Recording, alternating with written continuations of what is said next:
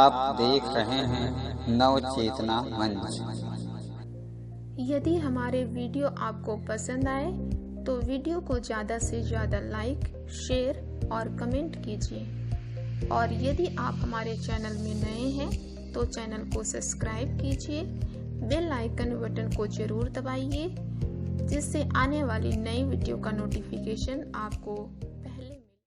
दोस्तों नमस्कार, मैं हूं आपका जाना पहचाना दोस्त सत्येंद्र। आप सभी दर्शकों का पूरी नवचेतना मंच टीम की ओर से बहुत बहुत स्वागत करता हूं। दिनांक 14/9/2020 को नवचेतना मंच परिवार द्वारा एक कवि सम्मेलन का आयोजन किया जाना है। इस कवि सम्मेलन में सरस्वती वंदना लेकर के आएंगे श्री संदीप कुमार पाल जी लखनऊ से। श्रृंगार रस की कवित्री आ रही हैं अंतर्राष्ट्रीय ख्याति प्राप्त डॉक्टर कीर्ति काले जी दिल्ली से। ओज रस के राष्ट्रीय कवि डॉक्टर अभिराम पाठक जी आपके साथ में होंगे छतरपुर मध्य प्रदेश से। लोक गीतकार श्री आलोक सीतापुरी जी आपके साथ में होंगे सीतापुर उत्तर प्रदेश से। और आपके साथ में होंगे श्री मनोज कुमार वाजपेयी जी व्यंग्यकार एवं ओज के कवि दिल्ली से। आपके साथ में होंगे वीर रस के कवि श्री अनुराग प्रबल जी दिल्ली से। और आपके साथ में होंगे श्री चंद्रवीर जी ओज रस के कवि दिल्ली से। तो आप सभी दर्शकों से मेरा विशेष निवेदन है कि इस हमारे हिंदी दिवस की विशेष प्रस्तुति को देखना और सुनना ना भूलें। दोस्तों नमस्कार, मैं हूं आपका जाना पहचाना दोस्त सत्येंद्र। आप सभी दर्शकों का मैं पूरी टीम की ओर से बहुत बहुत स्वागत करता हूं। और काफ़ी लंबे अरसे से भारत और चीन की सीमा पर स्थिति तनावपूर्ण एवं नियंत्रण में है। लंबे अरसे तक तो भारत सरकार ने स्वीकार ही नहीं किया कि चीन ने भारतीय सरजमीं पर किसी प्रकार की कोई हरकत की है। लेकिन फिर जब बहुत दिन तक चीनी सेना पीछे नहीं हटी, लाइन ऑफ एक्चुअल कंट्रोल के भारतीय हिस्से पर रही, जिसके पश्चात काफ़ी लंबा दबाव पड़ा मीडिया का और भारत के विपक्ष के नेताओं का, जिसके बाद भारत सरकार भी हरकत में आई। वहाँ पर सेना बढ़ाई गई और भी कई चीज़ें हरकत में आई, जिसके बाद अब स्थिति तनावपूर्ण एवं नियंत्रण में है। कई दौर की वार्ताएं असफल रही हैं दोनों ही देशों के बीच, चाहे वो मेजर स्तर की हों, रक्षा मंत्रालय स्तर की हों, विदेश मंत्री स्तर की। ये भी मॉस्को में एक बैठक 2 दिन पहले आयोजित की गई। तो आज इसी विषय पर भारत चीन का इतिहास और सीमा विवाद, इस विषय पर रिपोर्ट भेजी है हमारे सहयोगी अभिषेक श्रीवास्तव ने दिल्ली से। तो आप ये रिपोर्ट देखिए, अभिषेक श्रीवास्तव ने मुझे भेजी है दिल्ली से। नव चेतना मंच के इस नवीन अंक में मैं अभिषेक श्रीवास्तव आप सभी का हार्दिक अभिनंदन करता हूं और अपना अभिवादन प्रेषित करता हूं। मित्रों, समाज में निरंतर हम बहुत सी घटनाएं होते हुए देखते हैं। बहुत से घटनाक्रम देखने, सुनने और पढ़ने को हमें मिलता है अखबारों के माध्यम से। टेलीविज़न चैनल्स पर हम बहुत कुछ देखते हैं, जिस पे बहुत ज़्यादा भरोसा करना ठीक नहीं होता है। कारण ये कि टेलीविज़न चैनल्स की क्रेडिबिलिटी के बारे में हम सभी जानते हैं कि किस प्रकार से वो टीआरपी के लिए काम करते हैं और किस प्रकार से अपने जो उत्तरदायित्व का निर्वाह है वो करते हैं या फिर नहीं करते हैं। मीडिया का जो एक बेसिक फंडामेंटल हम कहें कि न्यूट्रलिटी होना चाहिए, ख़ास तौर पर टेलीविज़न न्यूज़ चैनल्स उससे कोसों दूर हैं। तो समाज में निरंतर चल रही घटनाओं की सूचना, उनकी जानकारियाँ, उनके तथ्य, उनके विश्लेषण हमें पता कहाँ से चलें। मित्रों, अपने अपने स्तर पर अनेक माध्यम हैं, अनेक विश्वसनीय समाचार माध्यम भी हैं तुलनात्मक रूप से, अगर हम टेलीविज़न चैनल से ख़ास तौर पर उनकी तुलना करें।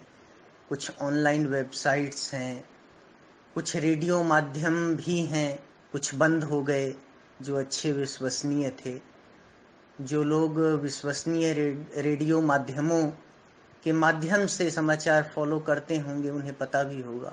और भी अनेक तरीके हैं, और भी अनेक यूट्यूब चैनल्स आप फॉलो कर सकते हैं जो कि यूपीएससी की तैयारी करवाते हैं, जो कि भारतीय संविधान को आधार बनाकर कहीं ना कहीं जानकारियां प्रेषित करने का प्रयास करते हैं। तो मित्रों, आज मैं इस वीडियो में आप सभी से भारत और चीन के संबंधों के बारे में बात करूंगा। इन संबंधों के बारे में, इनके इतिहास के बारे में, इसके वर्तमान में क्या पेचीदगियां आ रही हैं, उसके बारे में हमें जानना इसलिए भी ज़रूरी है कि हम इस देश के एक जिम्मेदार नागरिक हैं, और अगर नहीं है तो हमें होना चाहिए। तो मित्रों, भारत और चीन के बारे में जब हम चर्चा करते हैं तो हम सभी को यह पता होना चाहिए कि दुनिया की सर्वाधिक प्राचीन सभ्यताओं में भारत और चीन शामिल हैं। भारत की सभ्यता भी बहुत प्राचीन है और चीन की भी। इसके अलावा अगर हम सभ्यताओं की बात करें तो मिस्र की सभ्यता बहुत ही प्राचीन है और यूनान की सभ्यता भी प्राचीन है।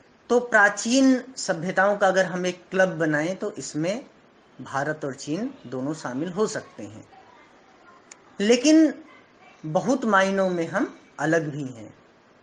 हम चाहे आचार्य पाणिनि के दौर से लेकर आज के शी जिनपिंग और नरेंद्र मोदी के दौर तक की भी बात करें तो अनेक मायनों में भारत और चीन भिन्न भिन्न भी दिखाई देते हैं। जैसे भारत आज आईटी सेक्टर का हब माना जाता है। सॉफ्टवेयर्स के मामले में भारत काफ़ी आगे माना जाता है। इसी तरह हार्डवेयर के मामले में चीन काफ़ी आगे माना जाता है।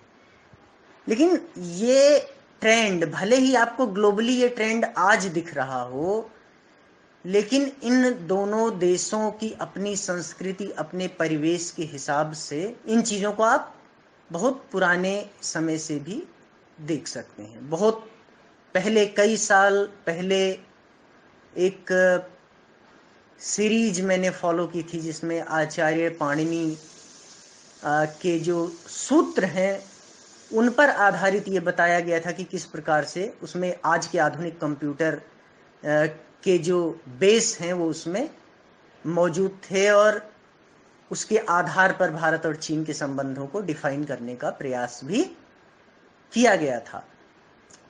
तो मित्रों, चीन पिछले 4000 वर्षों से एक ऑटोक्रेटिक देश रहा है। एक ऐसा देश जहां पर लोकतंत्र के बीज बहुत ज़्यादा प्रस्फुटित नहीं हो पाए हैं।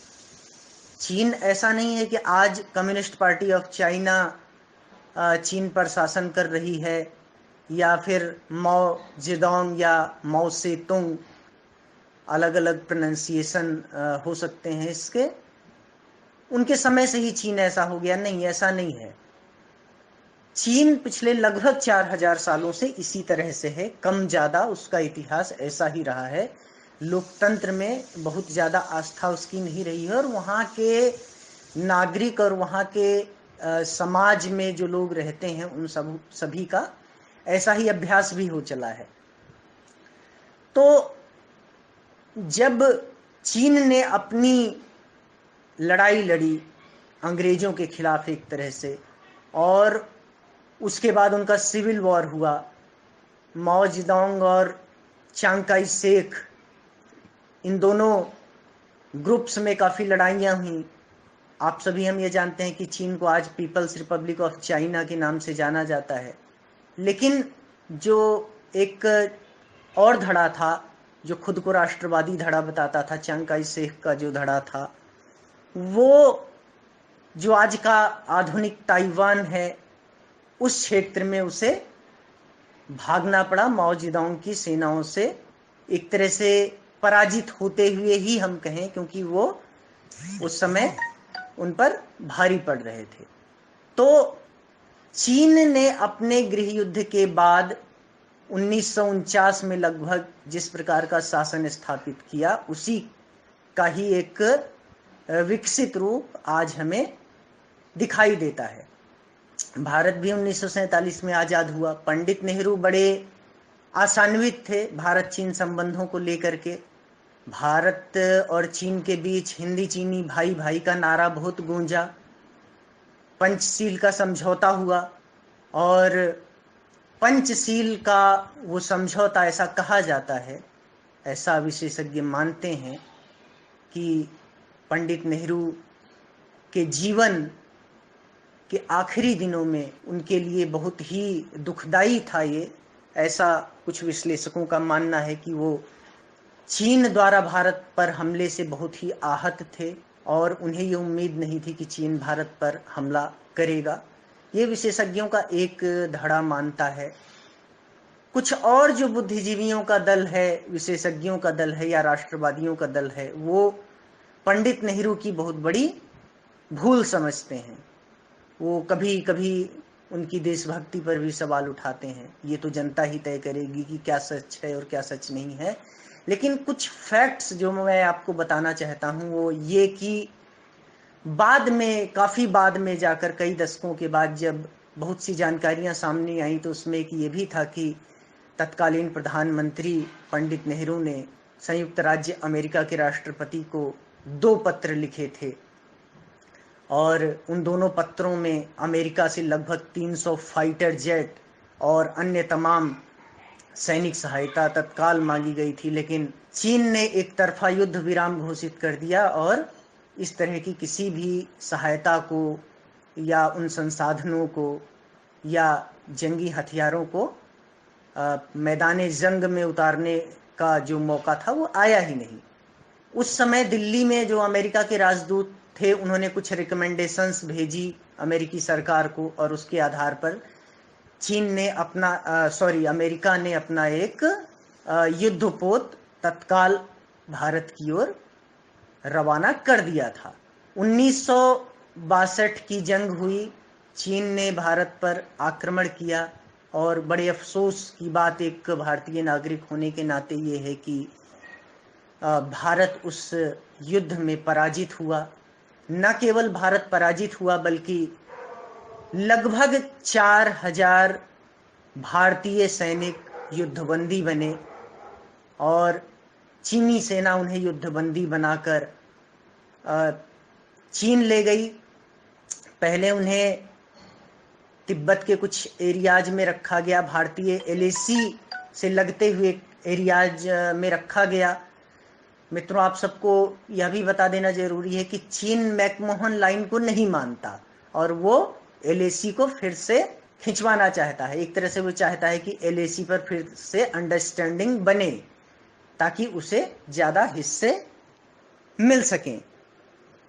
तो 1962 के जंग में जो सैनिक युद्धबंदी बने उसमें एक थे ऑफिसर परशुराम नाम था उनका, और अलग अलग ऑफिसर्स की अलग अलग यादें रही हैं। ख़ास तौर पर चीनी सेना ने भारतीय जो मिलिट्री ऑफिसर्स थे उनके साथ बहुत ही बुरा बर्ताव किया और वो जो भारतीय सेना की युद्धबंदी थे जिनमें सामान्य सैनिक थे, उन्हें इस बात के लिए प्रोत्साहित करते थे कि वो अपने ऑफिसर्स का अपमान करें, उन्हें सल्यूट ना करें। इस तरह की बातें होती थी। तो भारतीय सेना के ऑफिसर परशुराम जी को काफ़ी समय तक भूखा रखा गया। 2 दिनों तक उन्हें पैदल चलाया गया।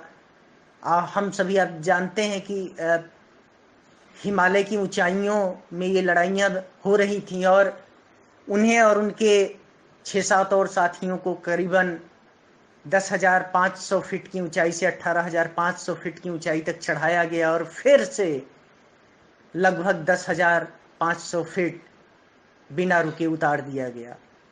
उन्हें लगभग 66 घंटों तक कुछ भी खाने को नहीं दिया गया था। और इसी तरह से बाद में भारतीय सेना के मेजर जनरल बने के तिवारी, बताते हैं कि उनके साथ काफ़ी बुरा बर्ताव किया गया, उन्हें जूतों से और राइफल की बट से मारा गया। और चीनी सेना और चीनी सरकार की यह प्लानिंग थी कि उन्हें बीजिंग में एक मेले के दौरान भारतीय सैनिकों को हथकड़ियों और बेड़ियों के साथ युद्धबंदियों के रूप में चीनी जनता को दिखाया जाए। लेकिन मेजर परशुराम के विरोध के पश्चात, वो ब्रिगेडियर थे एक्चुअली, और के जी वो मेजर जनरल बने थे। तो परशुराम जी के विरोध के पश्चात चीनियों ने ये प्लान तो छोड़ दिया, लेकिन उन्होंने भारतीय सैनिकों का अपमान करने और टॉर्चर करने में कोई कमी नहीं छोड़ी। ये तो बात हुई एक हिस्सा, हम भारतीय हैं तो हम भारत की बात करेंगे, ये बात ठीक है। लेकिन जिस तरह से मैं अभी ये बात कर रहा था कि जब हम कोई चर्चा सोशल मीडिया पर करते हैं या समाचार माध्यमों के रूप में करते हैं, तो हमें हर पक्ष को रखना चाहिए। भारत सरकार ने भी पराजय के पश्चात जो चीनी मूल के लोग थे भारत में, बॉर्डर एरियाज में, उन्हें एक तरह से बंदी बनाकर ही राजस्थान में ले जा करके रखा था। और जिस जगह पर उन्हें रखा था वो बाद में सीआरपीएफ का ट्रेनिंग सेंटर बना। आज वहाँ पर सीआईएसएफ की ट्रेनिंग होती है और उनके कई मिशन संचालित किए जाते हैं।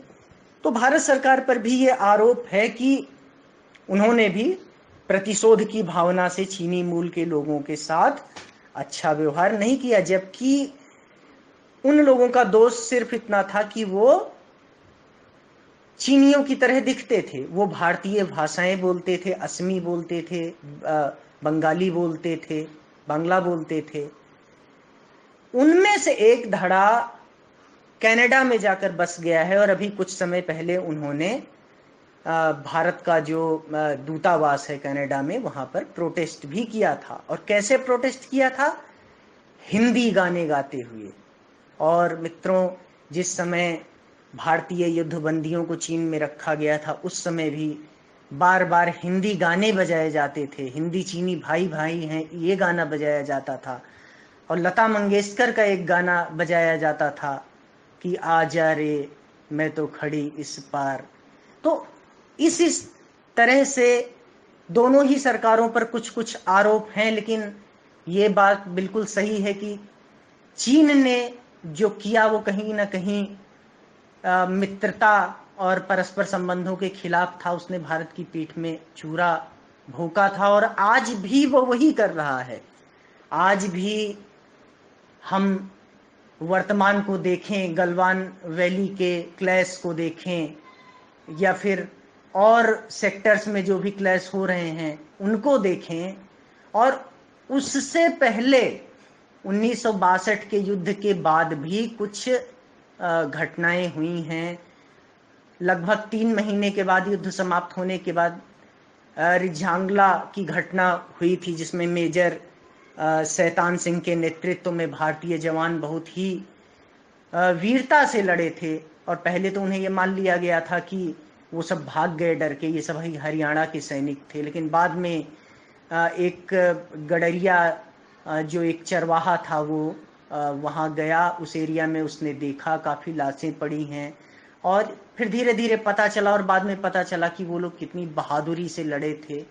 इसके अलावा 1967 में भी गोलियां चली थी, और 1967 में बुलेट ट्रांसफर के बाद अब जाकर के 2020 में ये बातें निकल के आ रही हैं कि भारत और चीन के बीच गोलियां चली हैं।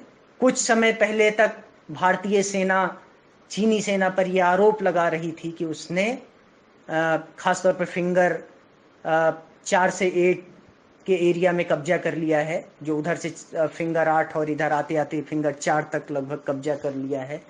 अब चीनी सेनाएं अनेक मोर्चों पर भारतीय सेना पर यह आरोप लगा रही हैं कि भारतीय सेना ने 30 से ज्यादा सेक्टर्स में कब्जा कर लिया है। एक्चुअल में जो रिपोर्ट्स आ रही हैं और उनसे जो क्लैरिफाई हो पा रहा है, ये वो एरिया है जो एक तरह से हम कह सकते हैं नो मैंस लैंड का एरिया था, बफर जोन, जिस पर भारतीय सेना अब जाकर बैठ गई है, जैसे ब्लैक टॉप का एरिया है। तो इसे यह भी कहा जा सकता है कि टिट फॉर टैट वाली पॉलिसी भारतीय सेना ने अपना ली है और भारतीय सेना अभी थोड़ा डिफेंसिव मोड को छोड़ करके ऑफेंसिव मोड में आ गई है। और बीते इन दशकों में अगर हम भारतीय सेना की तैयारियों की बात करें तो आज भारत की सेना 1962 की सेना नहीं है। मित्रों, एक वीडियो में दो इतने बड़े देशों की कई चीज़ों को समेट पाना बहुत कठिन है, क्योंकि उनका सैन्य इतिहास ही इतना बड़ा है, इसके अलावा संस्कृति है, व्यापार है, बहुत सी चीज़ें हैं। इन सभी को एक वीडियो में कवर कर पाना बहुत कठिन है, और अगर इन्हें कवर किया जाने लगा तो ये वीडियो बहुत ही लंबा बन जाएगा। लेकिन मैं इन शॉर्ट कुछ चीज़ें तो ज़रूर ही मेंशन कर देता हूँ कि आज भारतीय सेना बहुत ही ताकतवर है। खास तौर पे हमारा जो मिसाइल रेजिमेंट है वो काफ़ी ताकतवर है। हमारे पास अग्नि सीरीज की मिसाइलें हैं, ब्रह्मोस हैं, के सीरीज की मिसाइलें हैं, और राफेल भी तो आ ही गए हैं भारत में। चीन की ओर से J-10 एक अच्छा फाइटर जेट है। आमतौर पे हम J-20 की बात सुनते हैं, लेकिन J-10 एक अच्छा फाइटर जेट है, क्योंकि उसका मॉडल चीन ने इसराइल से खरीद लिया था। और इसराइल एक फाइटर जेट बनाना चाहता था, लेकिन अमेरिका के दबाव में वो नहीं बना पाया, क्योंकि अमेरिका अपने फाइटर जेट्स बेचना चाहता था। तो J-10 को एक अच्छा फाइटर जेट माना जाता है। पाकिस्तान ने भी चीन से J-10 देने की मांग की है भारत के राफेल को काउंटर करने के लिए। J-20 की क्रेडिबिलिटी पर, उसकी परफॉर्मेंस पर संदेह विशेषज्ञ करते हैं, क्योंकि उसकी कोई हिस्ट्री, कोई परफॉर्मेंस हिस्ट्री नहीं है, जबकि राफेल की परफॉर्मेंस हिस्ट्री है। लीबिया में इसकी परफॉर्मेंस देखी गई है, अफगानिस्तान में देखी गई है, वहाँ भी इसके ट्रायल किए गए थे। तो 3-4 देशों में, 3-4 जंगी मैदानों में इसने अपना जौहर दिखाया है। और इसमें मेटियोर और स्कैल्प जैसी मिसाइलें हैं जो कि बहुत ही ताकतवर हैं। इसके अलावा पनडुब्बियों की बात करें तो चीन का जो पनडुब्बियों का बेड़ा है, जो सबमरीन्स का बेड़ा है, वो अमेरिका के बाद दूसरे नंबर पर है। भारत इस क्षेत्र में काफ़ी पीछे है, हालांकि भारत प्रयास कर रहा है। अभी प्रोजेक्ट 75I के अंतर्गत 6 डीजल इलेक्ट्रिक सबमरीन्स बनाने का इरादा है भारत का। उसके लिए आने वाले कुछ समय में ही टेंडर जारी हो सकते हैं। तो मित्रों, भारत भी अपनी तैयारियां कर रहा है, और माउंटेन वॉरफेयर में भारत की सेना बहुत ही ट्रेंड है, बहुत ही काबिल है। और चीनी सेना के लिए यह आसान नहीं होगा कि हिमालय की ऊंचाइयों में वो भारत से पंगे ले सके आज की तारीख में। और अगर वो पंगे लेती है तो उससे ज़्यादा नुकसान होगा। एक चीनी विशेषज्ञ ने ये लिखा है कि अगर चीनी सेना भारत से भिड़ती है तो भारत के 1 सैनिक के तुलना में चीन के 10 सैनिक मारे जा सकते हैं, और भारत के 1 फाइटर जेट की तुलना में चीन के 6 फाइटर जेट गिराए जा सकते हैं। सैनिक 10, फाइटर जेट 6। लेकिन ये एक विश्लेषण है, अलग अलग विश्लेषण है। लेकिन हम तथ्यों पर बात करें तो अभी जब भारत के 20 सैनिक गलवान में शहीद हो गए थे, तो उसी दौरान अमेरिका ने अपने सैटेलाइट्स के बेस पर बताया कि लगभग 33 सैनिक चीन के भी मारे गए थे। तो नुकसान उनका भी कम नहीं होगा अगर भारत और चीन आने वाले समय में या कुछ ही दिनों में एक लिमिटेड वॉर की ओर बढ़ते हैं। देखिए, कोई बड़ी जंग होने की संभावना तो इन दोनों देशों में कम ही है, लेकिन एक लिमिटेड वॉर तो हो ही सकती है। दोनों देश आर्थिक महाशक्ति बनना चाहते हैं, दोनों देश दुनिया पर राज करना चाहते हैं, दोनों देश ये चाहते हैं कि हम 21वीं सदी में दुनिया पर राज करें, 21वीं सदी हमारी हो।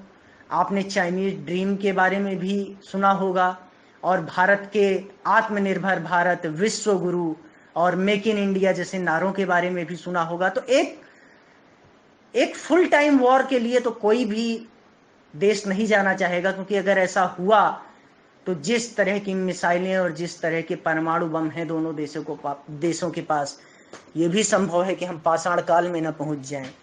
जो 2 बम, बहुत ही हल्के बम, 15 और 21 किलो न्यूटन के जो बम गिरे थे हिरोशिमा और नागासाकी पर, उनका प्रभाव आज तक दिखाई देता है।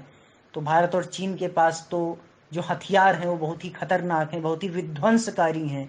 तो फुल टाइम वॉर होने की संभावना तो नहीं ही है, लेकिन हाँ ये जरूर है कि एक लिमिटेड वॉर हो सकती है। भारतीय सेना ने अपनी कमर कस रखी है और एक भारतीय होने के नाते, एक नागरिक होने के नाते हम सभी भारतीय सैनिकों के लिए प्रे कर सकते हैं, उनकी तैयारियों के लिए प्रे कर सकते हैं, और इस बात के लिए भी हम प्रे कर सकते हैं कि बॉर्डर पर शांति रहे। चीन की जो विस्तारवादी नीति है उसमें चीन स्वयं कोई संशोधन करे, अन्यथा हम क्वाड ग्रुप की संकल्पना को भी साकार होते अब देख रहे हैं, क्योंकि अमेरिका ने अपने बॉम्बर्स हिंद महासागर में तैनात कर दिए हैं और अमेरिका और भारत के जो स्ट्रेटेजिक रिलेशंस हैं वो बहुत आगे बढ़ चले हैं। कॉम कासा भारत ने साइन कर दिया है और वो जो 3 स्टेप का जो एक सिग्नेटरी डॉक्यूमेंट है उसके फाइनल स्टेज की ओर भी भारत है। भारत और अमेरिका अब सेफ डेटा लिंक के थ्रू डेटा ट्रांसफर कर सकते हैं और आने वाले समय में, अभी अमेरिकन कांग्रेस में एक प्रस्ताव आया था कि F-22 रैप्टर से प्रतिबंध हटाकर इसे भारत को बेचने पर विचार किया जाए। तो चीन के लिए मित्रों ये कहीं से भी आसान नहीं होगा कि वो एक फुल टाइम वॉर के लिए भारत पर आक्रमण करे या भारत से उलझे, क्योंकि नुकसान उसका भी उतना ही होगा, और अगर उसका नुकसान ज़्यादा हो तो ये आश्चर्य की बात नहीं है। भारत के लगभग 25 एयरबेस LAC के आसपास हैं और भारत ऊंचाई पर है। भारत के फाइटर जेट ज़्यादा ईंधन लेकर उड़ सकते हैं, ज़्यादा हथियार लेकर उड़ सकते हैं, जबकि चीन के फाइटर जेट और बॉम्बर इतने ज़्यादा हथियार और विस्फोटक लेकर नहीं उड़ान भर सकते हैं। तो ये तमाम बातें हैं मित्रों, अगली चर्चा अगले वीडियो में। मुझे ये लगता है कि ये वीडियो काफ़ी लंबा हो रहा है। आपका एक्सपीरियंस इस वीडियो को देखने के बाद कैसा नहीं रहेगा और कैसा नहीं रहेगा ये मैं नहीं जानता। मैं अपना बेस्ट देने की कोशिश करूँगा। बहुत बहुत धन्यवाद, बहुत बहुत आभार आप सबका।